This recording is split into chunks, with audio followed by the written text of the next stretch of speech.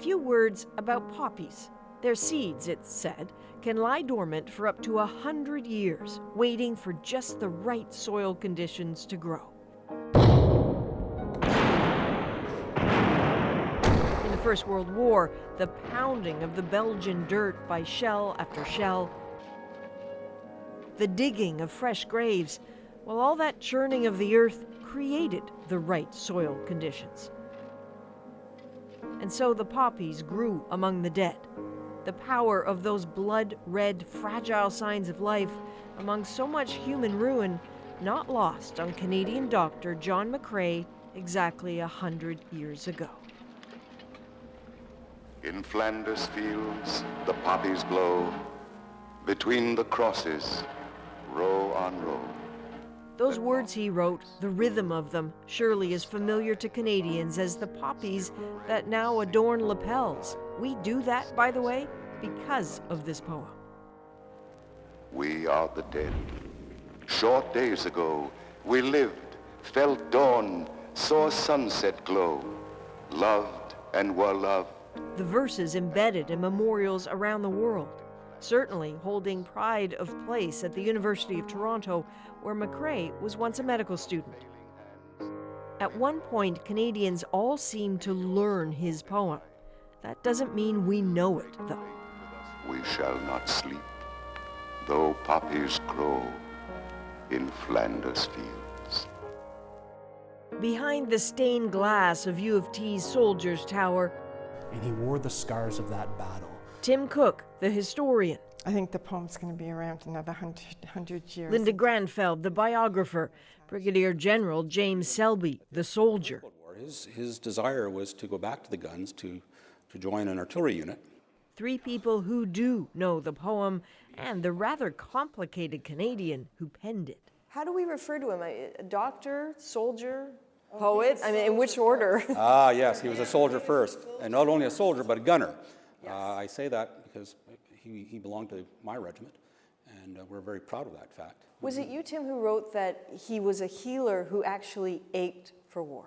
He did, certainly in the South African War, and he was anxious to go. He was of his times. He was a man of the empire, like most English Canadians. Yes. He believed in king and crown, or queen and crown, of doing his duty, and he did throughout his life as well.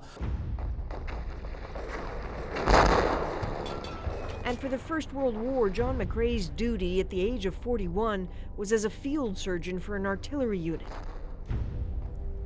In 1915, he ended up in the Second Battle of Ypres, saw the horrors of chlorine gas attacks, of men cut in pieces.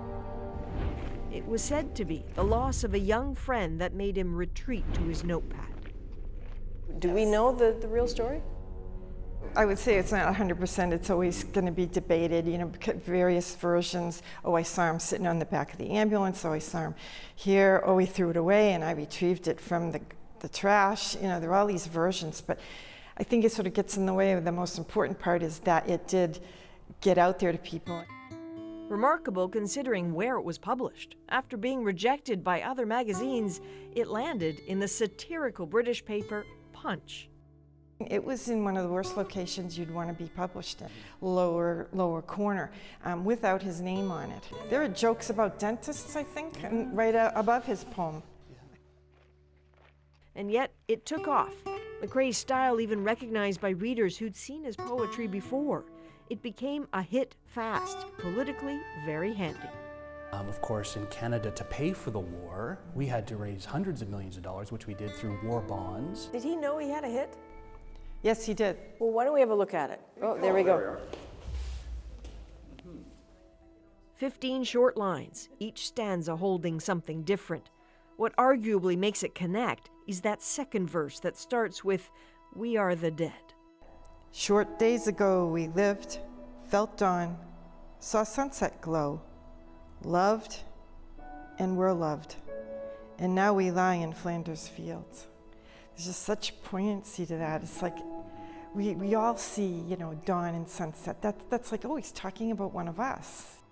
That's perhaps the remembrance part of the poem, but not necessarily its real message. This is a poem Yes. about war.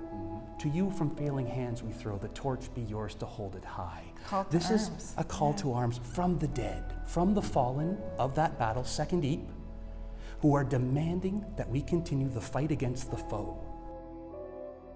That call to keep fighting, used by Robert Borden in the nasty 1917 Canadian election as a way to support conscription, a plan that nearly divided Canada. What would McCrae, who died in 1918, come to think of how his words have endured, how much they'd mean to the likes of Brigadier General Selby, posted to Central Command in the tense weeks after 9/11? He found himself among a group of Commonwealth soldiers repeating these verses. You know, it served that day to underline our link with our predecessors and our determination to not break faith. And the foes shift over time. Indeed, indeed. In fact, I believe there was a German officer in attendance that day as well, and I think he found the message equally meaningful. And could it get more Canadian? Those lines about the passing of the torch, inspiring enough, they've long been painted on the walls of the Habs dressing room in Montreal. 100 years later, In Flanders Fields is still Canada's. Wars coming and going and coming again. Barely 100 words of respect and remembrance sticking with us still. Adrienne Arsenault, CBC News, Toronto.